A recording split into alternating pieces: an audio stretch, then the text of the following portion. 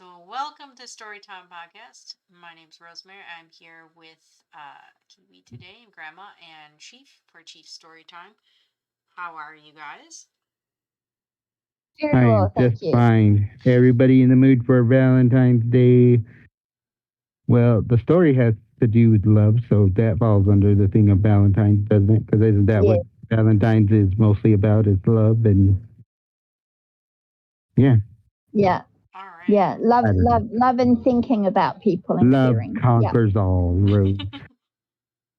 It does. it's, All So right. we have to say not to spoil the story, but this story has two endings, which we'll pick one, and then maybe we'll tell the other one. Maybe if Rose will let us. But yeah, Rose will let us. I'm not controlling you. Of course we will.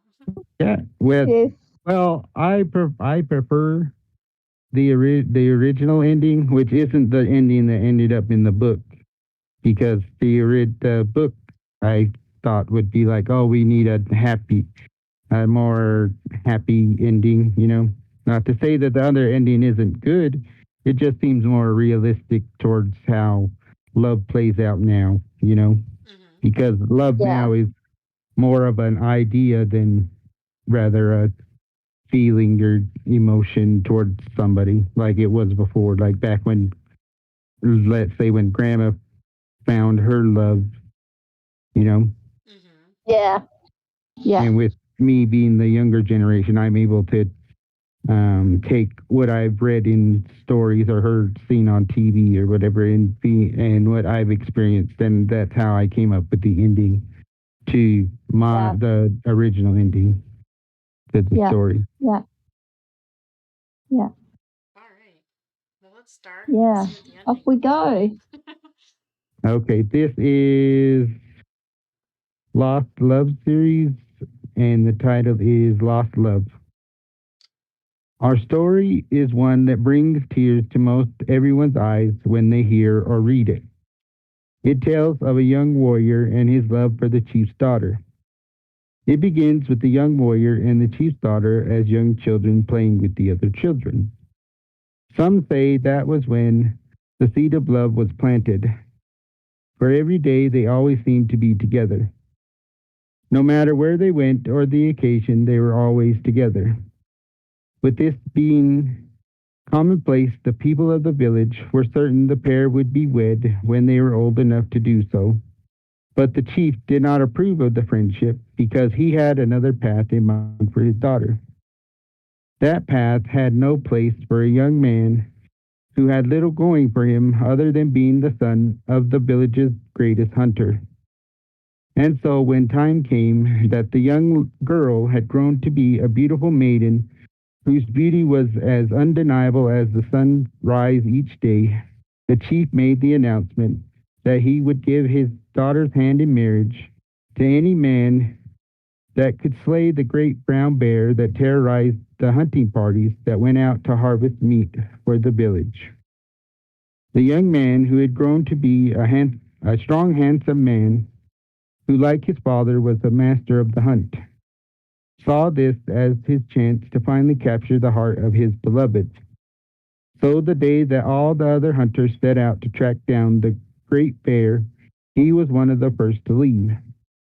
Knowing from his teaching of his father, the bear would be in a large clearing feeding on the berries that grew there. His steps quickly led him to the hill which overlooked the clearing, his keen eyes quickly scanning for any sign of the bear. It took little time of waiting on top of the hill for the hunter to spy his prey, the great bear being so large that he seemed as large as any tree in the clearing. With this, the hunter pulls his bow from his shoulder and his quiver of arrows from his pony's side. Turning back to the clearing, he slowly begins his stalk on the great beast. As his father had taught him, he closes the distance, but as he approaches, he makes sure to stop and listen for cues on the whereabouts of the beast. After walking halfway into the clearing and skirting around a tree, he hears a roar of the beast and is knocked several feet into the air backwards. as the great bear, somehow knowing it was being stalked, attacks him. As the attack begins, its claws rip into his skin, leaving large wounds in his side as they rip into his flesh. As this is happening, its teeth grip his shoulder, causing unbearable pain. The only thing that can be heard is the labored breathing of the beast and the sounds of pain and weak attempts at escape from the hunter. The beast moves to finish off the hunter, but he does the only thing he can do after being thrown yet again. That is to grab the knife his father had made for him, and as the great bear came back to finish him off, he plunged the blade into the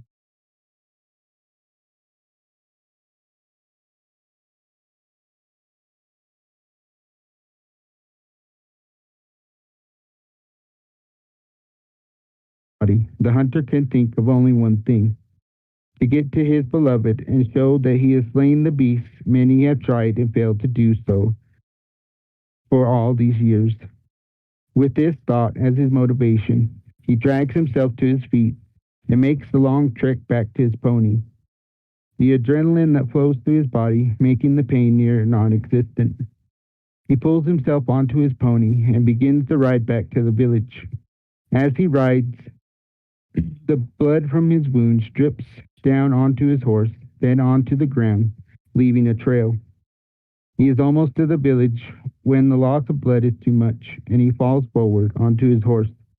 His bloody arms wrap around the animal's neck as he fights to stay atop it. His pony carries him through the entrance of the village and into the arms of his beloved, who is the first to get to the pony's side. With this, he falls off the pony and into her arms, where in a voice just above a whisper, he declares with his last breath his love for her.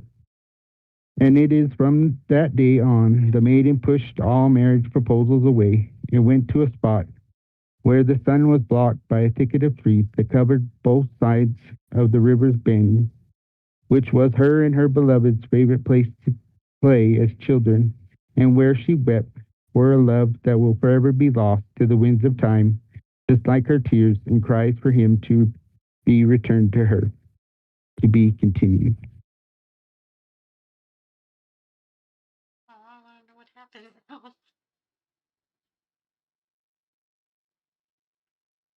Keep going.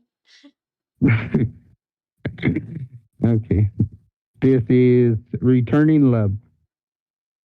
Our story is one that brings tears to the eyes of all who read or hear it. But not all tears are those of sadness. For some, they are tears that bring comfort. It tells of a beautiful maiden whose beloved had been cruelly taken from her after being wounded in the slaying of the great brown bear. We begin with the maiden on her knees at the edge of the river where her and her beloved played as children. Her tears stream down her face as she sings the song of mourning, a thing she has done from the day her beloved drew his last breath in her arms the day he left. As she kneels on the sandy bank of the river, a strong wind begins to blow, which is nothing new for it being the season when the leaves fall from the trees. But this wind is no ordinary wind, for as she sits softly singing, the wind begins to swirl around her, and she hears the voice of her beloved, first softly, making her think in her grief it was only her mind playing tricks on her. My love, please don't cry. I will always be watching you. It pains my heart to not be able to hold you, the voice says. With this, she lifts her head and sees what appears to be her beloved standing just feet from her. With this, she jumps to her feet and rushes to him, only to pass straight through his form, causing her again to drop to her knees and begin to cry. Her head hangs down with her hair hiding her face, but she feels a light breeze move it as her beloved kneels in front of her. My love, I don't have much time here with you, Creator having granted me but a few precious moments with you. Why did you have to leave me? She asked in a voice just above a whisper. It wasn't my intention to leave you in such pain, my love. She again feels the light breeze as her beloved lifts her face to his. I'm sorry I waited so long to tell you of my never dying love for you, he says. I want to go with you. I don't want to be stuck here without you, she says. No, my love, your place is here, her beloved says. What is this life? What life is this if my heart is as shattered as the sand on the river's bank, she asks. I will always be here for you, my love. Whenever you feel the soft breeze on your skin, know that is me, he says. I am lost without you. Why do you not see that? She shouts. My time here is nearly up, my love. Do not forget what I have said, are his final words. Then, just as before, a great whirlwind encircles her, but just as soon as it is there, all is still once more. She never forgets his words, and from that day on, she takes comfort in knowing he's there, leaving some to believe that even though we lose the ones we love as we drift on the winds of time, that they are never truly gone, for they are always present and walking with us, even if it is as the softest of breezes that touch our skin each day. To be continued. Is this the ending part then? Yep, and now you have to choose, and because you have to choose. You go on the Discord. You have to choose, and you can't skip to the end. I'm not gonna skip because the beginning is just the same. The beginning is the same, but it's just the end that is different. You can either choose the original, or you can choose the one that's in the book. I'm gonna choose the one that's the original. Are you sure? Yep. Okay. I'm keeping out of this decision because I'm keeping out of that decision because you already know my decision. Yep. Yeah. Okay, this is Love's Journey. Our story is one that floats on the winds of time. It is one that will bring tears to the eyes of many. But not all tears are sad, for many bring comfort. Many tears bring comfort. Our story begins with the maiden whose love had been ripped from her after slaying the mighty brown bear the day he took his final breath here on Mother Earth. We find the maiden alone on the bank of the river just outside her village, softly singing the song of mourning for it having been 2 months since the day her beloved had left. It is then that a great whirlwind encircles her again, and that she again hears the voice of her beloved. My love, I am happy you no longer shed tears of sadness, the voice says. I find comfort in knowing you're always there, even if your touch is that of the lightest of breezes, she says. I have great news, my love. It took much convincing, but the Creator has granted me one favor, her beloved says. And what will you do with this favor, my love? She asks. I have asked to bring you back with me to the land of spirits, so we won't be separated anymore, her love explains. Oh, I did not know that was even a possibility, my love, she says quite unenthusiastically. I thought that was what you wanted, my love, for our love to be whole once again. Her love asks. I do, more than anything, but my love, like you have said, my place is here with our people, she says. I see. I do not agree with your choice, but I also will not stand in the way of it, her beloved states. Then, in another rush or whirlwind, the voice of her beloved disappears, and the maiden is left alone, with only the calm in the air and her tears, and the softly sung song of mourning her only company. And it was from then on, when she did feel a light breeze upon her skin, that it wasn't as warm as it once was. The end.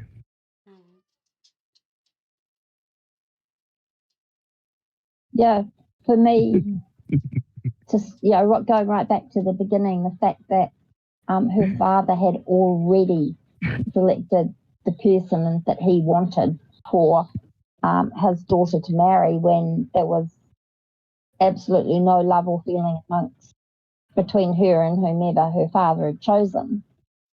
I mean that's harsh, but I know that used to be the way of things.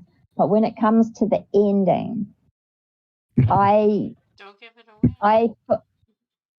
Yeah. Because I'm going to do a plot twist. Would you allow me to read the alternative ending? Go ahead if you want to read it. Yeah. The other ending is good too. That's why it went in the book besides this one. The other ending is good. It sends a good message too. I just Yeah. think that this one is more realistic toward it could apply to more people. Yeah. Because Yeah. there's no way that Okay. you cannot say that you haven't turned somebody away or haven't been turned away by somebody. And this hasn't been the outcome of either them turning you away or you turning somebody away. They weren't the same towards you as what they was before. Is Okay, basically so Rose, the you ending. read the alternative I'm ending. going to read the alternative because I have a flair that it has some hope in it, or at least. So that's why I did not read it, so I'm gonna read it. Okay, so this would be Love's Journey and alternate ending. So our story is one that floats on the winds of time. It is the one that will bring tears to the eyes of many. But no, all tears are sad, for many tears bring comfort.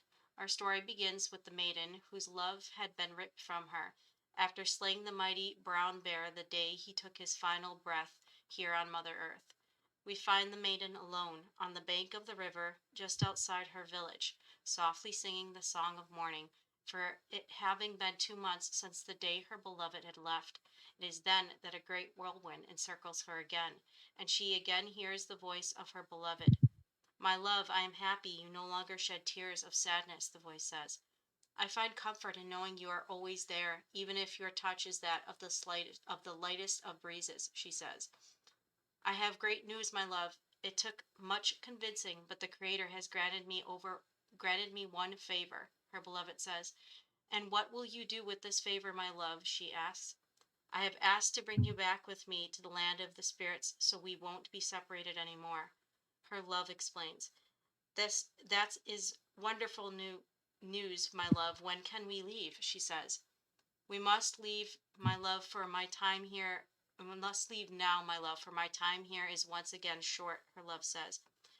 I'm more than ready to join you, my love, she says, and with that she takes a hold of the one who forever held her heart for the first time, and it has seemed like an eternity, and together they walk upward into the sky, hand in hand. And it is from that day on that legend says it you come to the bend in the river where the two lovers met those many years ago. Whether it has been as the sun is rising or when the wind is setting each day, you will see the two lovers standing together watching the water over the river flow past. A testament to how love has no earthly bound, and that even when we lose someone we love, they are always there, if only by way of a gentle breeze, and that when our time has come to end here, that we will meet them again. I do like that alternative ending as well. I like the first ending. No, well, the reason I don't particularly like the first ending is because of the attitude that the young hunter had. He said to the maiden, I know that you have responsibilities here, and that should be your priority. And so when she takes his advice and says, okay, I'm going to stay here because of the priorities that you have said, and he leaves, and when he comes back, he's not come back with the same warmth and caring that he had. And that to me looks like, well, if you're not going to do what I want, you're not going to get any reciprocal feelings back from me. That's how I looked at that first ending. I mean, I'm a big sob. I'm a big romantic, and I mean, I am lucky enough in my life to have had an absolutely amazing marriage and husband and family, and so I that's why I like the second one so much, because it's more part of me of how I feel. And having lost the love of my life, I have cried those tears. Yeah. And I really, I don't know what position I would be in or how I would feel if he came back and said, come with me now. I really don't know what I would do, because I don't have any obligations. but I do. I have, yeah. But I don't think he would turn his back on me. But he Which didn't is turn what his I back. He feel was the still 100. there. He was Yeah, still but he there. didn't It have just the same wasn't warmth. in. It just wasn't as warm as what it was. He was still there. Yeah, The yeah, breeze was still yeah, felt. Yeah. yeah, but not felt with the same amount of love. Because to me, it's almost like because he didn't get his own way. But he'd be gross. Like, I mean, I think that it wasn't. I think that he didn't want to wait as much, even though in a spirit realm, I would say that time is something that a little bit elusive, but still, it was more Yeah. of this waiting period, and so not that the breeze was colder in a way, but more of the essence was gone, or maybe he was called to do something else on the other side as well, and so it wasn't as pronounced there. But even think of the implication of again, you're asking someone to give up a part of their life for an afterlife, which again would be happy, yes, because you're with somebody you absolutely want to be with. But are we not here for a purpose sometimes? We're not alive for a purpose, and yeah, we're not kept alive for it. But how do we yeah, know that he did talk to Creator and was like, well, if she does come with me, how would that affect everything? That's why he went and consulted with him. true. Yeah, yeah. But I don't know. I just like the ending because Kramer doesn't like it. Yeah, yeah, that's why. But if that had been the case, why did he not explain to her the first time? Although you've got things to do here, I do know that it's not going, with you coming with me now, it's not going to alter any of those things. Because he only had a short time. It's not like you're able to think of everything that you want to say if you only have a few moments with somebody. Yeah. You're right. You're right, but I still like the second ending.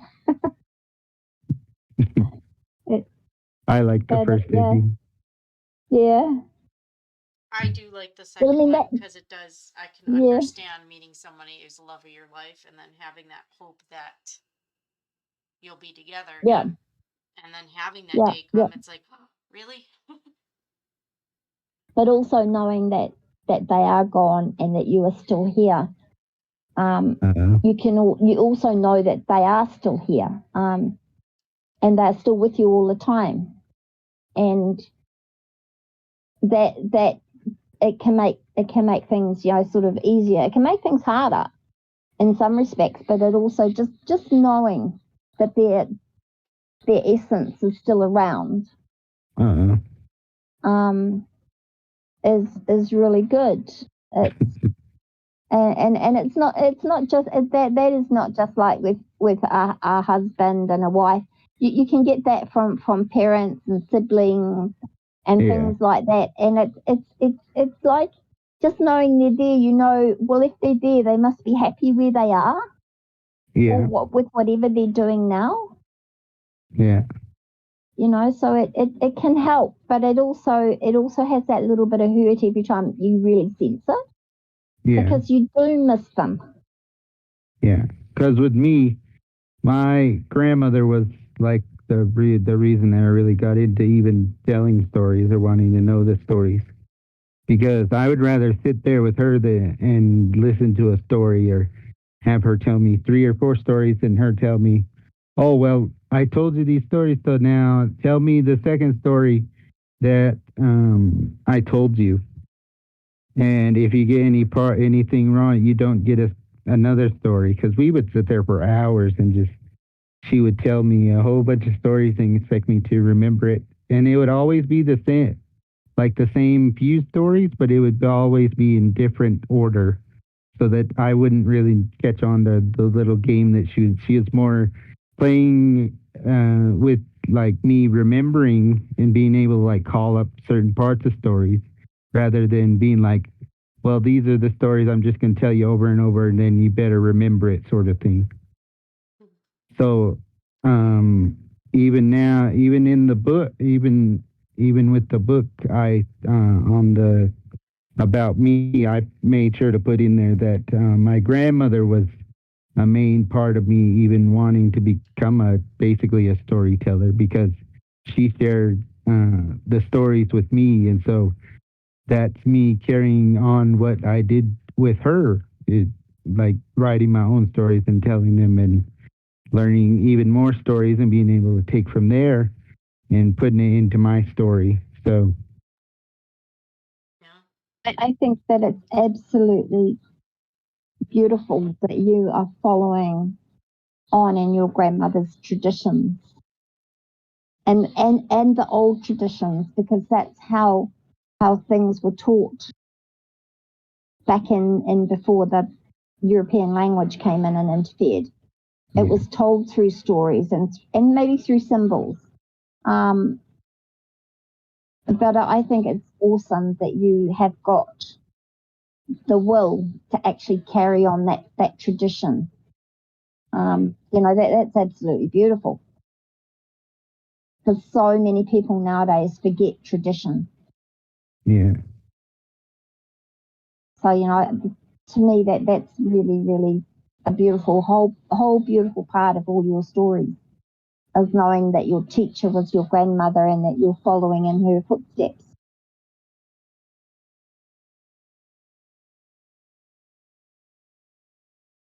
And it's true. Yeah. Mm. So many of us just ignore what we were taught or stories we were told, whereas with you it was told with although it might have been harsh at the time if you got things wrong. It was the teaching, Yeah. and it instilled in you listening and being able to recall, and from that being able to do it your own stories of your own type, your ilk. It's really good. Yeah. Because even when I'm just talking to you guys, like we could just be you guys could just be talking. I'd just sit in here, and I'd be like, oh, I know a story that could tie into that, but I'm like, oh, they probably don't want to hear a story, or I don't know. I like know the Yeah. stories that my tie in. brain just Yeah.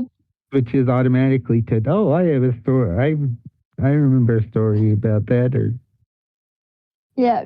Yeah. I know a few. I know that a few of the stories in your book, The Winds of Time, that have come around when we and other people have been discussing other things, and all of a sudden, I can almost feel you going off into your world yeah, of taking down things to put it into story format. yeah, It's really awesome. Not everybody has that gift, and that's what it is. It's a gift, mm, and treasure it, yeah. because your stories are treasures for everyone else. Putting a big plug in for your book here. That's great, though. I have read it. I will admit I have read it. Like, So, I sort of have a bit of foreknowledge of what's coming up. But yeah, as I said, I know that a lot of them were put together through different conversations on different topics.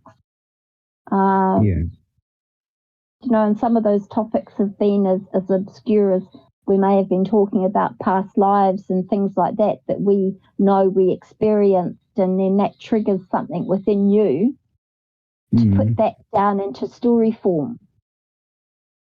And it's lovely. I do enjoy listening to you read them too, because I don't think that we can quite, well, me in particular, I can't quite get the same nuances and feelings from them as what you can when you read your own stories. Mm-hmm. yeah. I think that's the same with any author. Yeah. So it's been a really, I do enjoy them.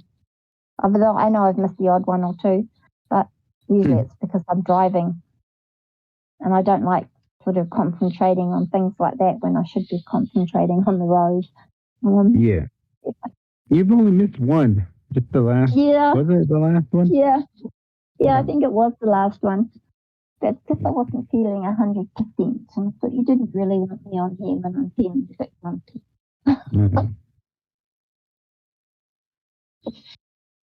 I think that was a good Valentine's Day one, so thank you for sharing. I do too. I think that was awesome. Mm-hmm. And the second ending was better. I like first ending. Do you think that could be a male female at a point of view? Could be. I mean, depends on what they experienced. Again, with the way paradigms in and the way roles have been, but also the way history is too. Yeah. Oh, I was just thinking about it, and I'm thinking, the fact that both of us here are females. It's a shame that Chameleon wasn't on, because I would love to have heard his thoughts on those endings as having 2 females and 2 males. Yeah. To see if his point of view is the same as Chief's. That would have been very, very interesting. It's a shame that today he couldn't make it, but we might have to redo this one, Chief, when we've got another male on, because I really would like to hear another male's point of view. Yeah. That would be interesting. Or if not Chameleon, one of the other males that are in our Discord group that would like to come on and just so I can, for me personally, to get that other male perspective. It would be very interesting. So it's just a good story. It is. It's actually it's a love story that is written in a way that's so different from a lot of them you get these days. It was It was written. It's written in such a different format, but you can still pick that there was that real love between the maiden and the young hunter. And so, it is a beautiful story for Valentine's. Thank you for reading it. Thank you. Yeah, thank you. All right. I'm going to end that, and you can find Chief's. I'll put your links back into it. Your book is on Amazon, Barnes and Nobles. You got, what else? There was other platforms it was on too. The iTunes bookstore. Yeah. Yep. All right. So that would be the ending of this one. And thank you guys for coming on. It's a pleasure as always. Thank you.